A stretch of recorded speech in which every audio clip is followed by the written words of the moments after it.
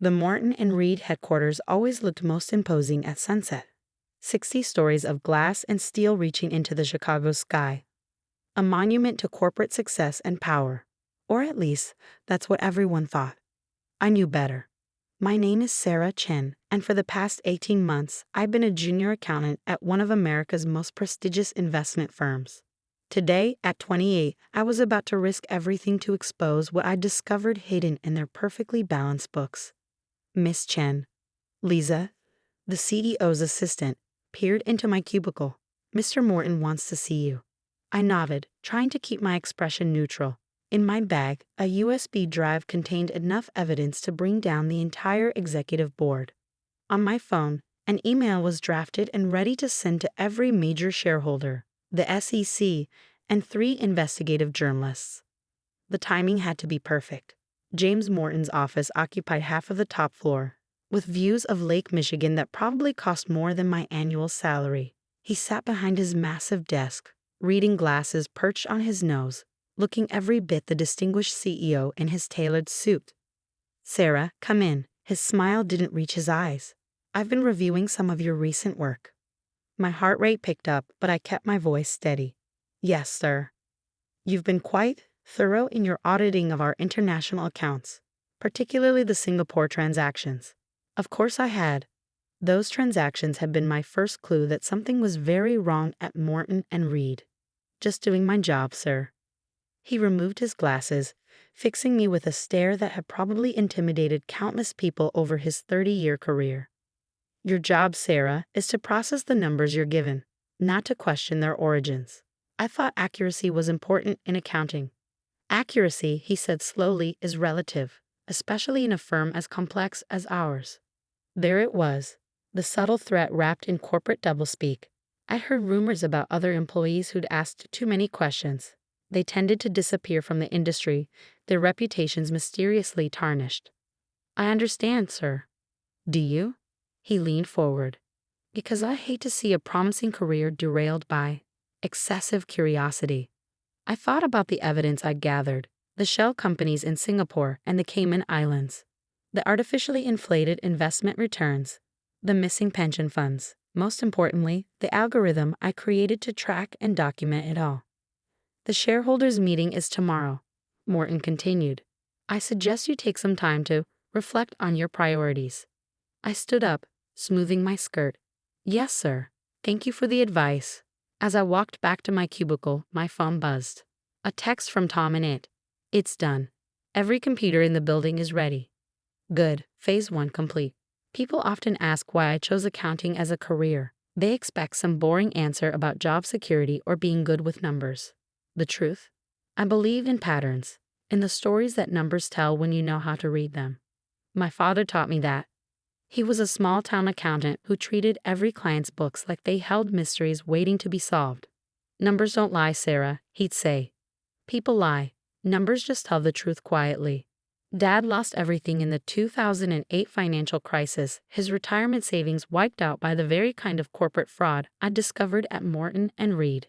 He died 2 years later, still working at 72 because he couldn't afford to retire. I joined Morton and Reed for a reason. Their reputation for innovative investment strategies had always seemed too good to be true. Dad would have seen it instantly. It took me a year and a half of careful investigation to prove it. That evening, I stayed late, pretending to work on quarter-end reports. Really, I was watching the executive parking lot empty out through my window. One by one, the luxury cars departed. Finally, only a few remained. My phone buzzed again. "Tom, systems check complete. Ready for tomorrow." I smiled, thinking about the months of preparation that had led to this moment. Tom had been essential, a senior engineer who lost his parents' savings to corporate fraud. When I chummed him what I'd found, he joined my cause instantly. Together, we'd built something the executives would never expect from a junior accountant with wild accusations. At exactly 8:45 the next morning, I walked into the annual shareholders meeting in the company's main conference center. The room was packed. Board members, major investors, financial press. James Morton stood at the podium, confident in his $10,000 suit. I took my seat in the back, watching the familiar faces file in. Richard Reed, the founder's son, who'd never worked a real day in his life. Sarah Martinez, the CFO who signed off on all those fraudulent reports. Michael Wong, head of international operations, architect of the Singapore scheme. All of them so certain of their untouchability. Morton began his presentation, highlighting another year of exceptional returns and market-leading performance. The shareholders nodded approvingly, dreaming of their dividends. I checked my watch. 9:15, time for phase 2. Standing up, I walked to the central aisle. "Excuse me, Mr. Morton. I have a question about the Singapore accounts." He barely glanced at me. "This isn't the time for detailed accounting queries, Miss Chen. Security, please escort." Specifically, I continued, raising my voice, "I'd like to know why $4.2 billion in pension funds was routed through shell companies you personally own." The room went silent. Morton's face darkened. "This is ridiculous." Security. 2 guards moved toward me. I held up my phone. "Before I'm escorted out, you might want to check your emails. All of you, especially you, Mr. Morton." He reached for his phone just as others in the room did the same. The algorithm Tom and I had created was elegant in its simplicity. At exactly 9:17 a.m., every computer in the Morton and Reed network would receive a detailed report of the firm's fraudulent activities. Every transaction, every shell company, every fake return, documented with perfect precision. The beauty of it, all the evidence came from their own systems, their own numbers. We hadn't hacked anything. We just let the numbers tell their story. Morton's face went from red to white as he read. Sarah Martinez dropped her phone. Michael Wong started frantically typing on his laptop. "This is absurd," Morton sputtered. "She's just a junior accountant." "These accusations are supported by 18 months of forensic accounting," I cut in. "The SEC has a copy. So do the FBI and 3 major newspapers. Oh, and that system update your IT department installed last week? It prevents anyone from deleting or altering the records." The room erupted in chaos. Shareholders were shouting. Reporters were already calling their editors. The security guards stopped, unsure who they were supposed to be protecting now. Morton gripped the podium, his knuckles white. "You've just ended your career," he hissed. "No one will ever hire you after this." I smiled, thinking of my father. Maybe, but at least I can look in the mirror tomorrow morning. My phone buzzed one last time. "Tom, phase 3? I looked around the room at the unfolding chaos, at the empire of lies crumbling under the weight of truth, and typed back, "Not yet. The best part's still to come." Because what no one in that room knew yet was that exposing the fraud wasn't my endgame. What I'd planned next would change not just Morton and Reed, but the entire industry. The real story was just beginning. Part 2, the bigger truth. The next 48 hours were a blur of federal agents, reporters, and chaos. Morton and Reed's stock price plummeted. Trading was halted. The SEC launched a formal investigation. CNN ran the story in heavy rotation. Junior accountant exposes billion-dollar fraud. But I was already moving on to phase 3. "Are you sure about this?" Tom asked as we sat in my small apartment, surrounded by takeout containers and laptops. "We've already won. Morton and the board are facing criminal charges. You've made your point." I shook my head, pulling up files on my computer. This was never about just Morton and Reed. Dad used to say that catching one criminal doesn't fix a broken system. On my screen was the real fruit of 18 months' work, an AI-driven algorithm that could detect financial fraud patterns across multiple institutions simultaneously. Tom and I had developed it using the Morton and Reed data as a test case. "The patterns are the same everywhere," I explained, showing him the preliminary results from our scan of other major investment firms. "The same types of shell companies, the same transaction structures, the same ways of hiding money. Once you know what to look for." Tom whistled as he studied the data. "This could bring down half of Wall Street." "No," I corrected him. "This could force them to change." My phone buzzed, another call from a journalist. I'd ignored most of them, but this one was different. Maria Santos from the Wall Street Journal. She'd been covering financial fraud for 20 years. "Miss Chen," she said when I answered, "I've been reviewing your evidence against Morton and Reed. But I think there's more to this story, isn't there?" I smiled.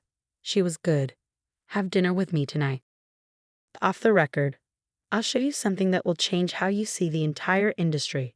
The next morning's Wall Street Journal headline read, "Beyond Morton and Reed, a system-wide cancer in investment banking." The article didn't reveal our algorithm, but it laid out the systemic patterns we discovered backed by data from multiple firms. The industry's response was immediate and hostile. Reckless accusations, conspiracy theories, attack on American capitalism. But then something interesting happened. Other whistleblowers started coming forward. A risk manager from Goldman Stanley, an auditor from Chase Morgan, a compliance officer from Lehman Brothers, each with stories that matched our patterns exactly. My phone rang, a number I didn't recognize. Sarah Chen. The voice was elderly but sharp. "This is Elizabeth Warren. I've been reading about your work. How would you feel about testifying before the Senate Banking Committee?" That's when Phase 3 really took off. The committee hearing was televised nationally. I sat at the long table, facing senators and cameras, with Tom beside me as technical expert. Behind me sat dozens of other whistleblowers we'd connected with over the past weeks. "Miss Chen," Senator Warren began, "please explain for the committee how these fraudulent practices work." For the next hour, I laid it out step by step, not just the fraud itself, but the culture that enabled it. The pressure to hit impossible targets, the bonus structures that rewarded deception, the regulatory gaps that made it all possible. "And you've developed a way to detect these patterns?" another senator asked. "Yes," I replied. "An open source algorithm that any regulator or auditor can use. We're calling it Truth Seeker. It's already being tested by forensic accountants worldwide." The industry fought back hard. Lobbying groups claimed our algorithm would stifle innovation. Law firms threatened suits. Anonymous sources suggested I was a Chinese spy. Apparently they'd missed that I was born in Ohio. But they couldn't fight the numbers, and numbers don't lie. A month after the hearing, the first major reform bill was introduced in Congress. The Chen-Warren Act, they called it. It mandated the use of fraud detection algorithms like ours and established an independent oversight board. James Morton and his board were indicted on multiple federal charges. But more importantly, our algorithm identified similar patterns at 12 other major firms. The dominoes were falling. One evening, as I sat in my apartment watching the news coverage, I got another unexpected call. "Miss Chen, this is Howard Stevens, Dean of Harvard Business School. We're developing a new course on ethical finance and corporate accountability. Would you be interested in helping design it?" The changes came faster after that. Major firms started implementing their own versions of our algorithm as a preventive measure. Young analysts began speaking up about questionable practices. The culture was shifting. Then came the letter that made me cry. "Dear Miss Chen, my name is Robert Martinez. 10 years ago, I lost my retirement savings in a scheme very similar to Morton and Reed. I had to sell my house. My wife and I moved in with our kids. Today, thanks to your work, I received a settlement check as part of the industry-wide restitution program. It won't bring back the lost years, but it will let us have our own place again. Thank you for fighting for people like us. Your father would be proud." I framed that letter. It hangs in my office now, not at Morton and Reed, which was reformed and renamed under new management, but at the Chen Institute for Financial Accountability, the nonprofit Tom, and I founded to continue our work. The institute does 3 things. Develops new fraud detection tools, trains regulators and auditors to use them, and provides free legal support to whistleblowers. We're funded by a combination of government grants and, ironically, settlement money from the firms we helped expose. Last week, I spoke at a conference of young accountants. One raised her hand and asked why I'd risked everything to expose Morton and Reed. I told them about my father, about his belief that numbers tell the truth if you listen carefully, about how one person with a spreadsheet and a conscience can change an entire system. "But weren't you afraid?" another student asked. Terrified, I admitted. But here's what I learned. The truth is like compound interest. The longer you wait to deal with it, the more it costs you in the end. The industry is different now. Not perfect. There will always be people trying to beat the system, but better, more transparent, more accountable. Tom leads our tech development team, constantly improving the algorithm.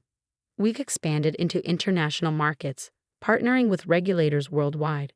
The patterns are the same everywhere, but so is the solution. Let the numbers speak.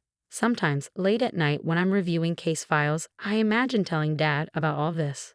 About how his lessons in small town accounting led to systemic change in global finance.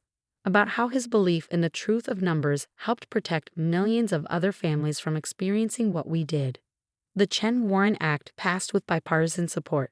The president signed it into law last month, with me and Tom standing beside Senator Warren in the Oval Office.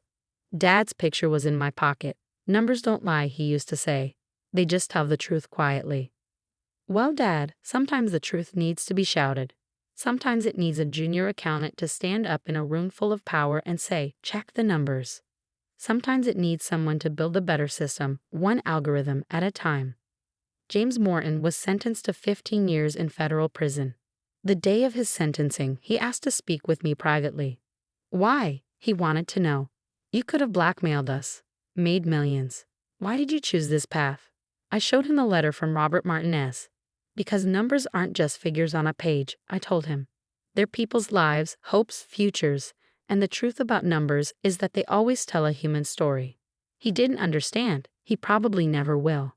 But that's okay, because across the country, young analysts are using our tools to check their firm's transactions. Regulators are catching fraud patterns before they become crises. Whistleblowers are finding their courage.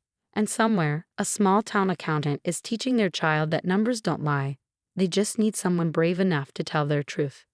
The Chen Institute is expanding again. We're opening offices in London, Singapore, and Frankfurt. The patterns of fraud may be universal, but so is the power of truth to correct them. Last month, I received an honorary doctorate from Harvard Business School. In my acceptance speech, I talked about compound interest again. Not of money, but of integrity. How small choices to do the right thing add up over time until they change entire systems. The truth, like compound interest, grows exponentially when you invest in it. Dad taught me that. The world is learning it now, one spreadsheet at a time.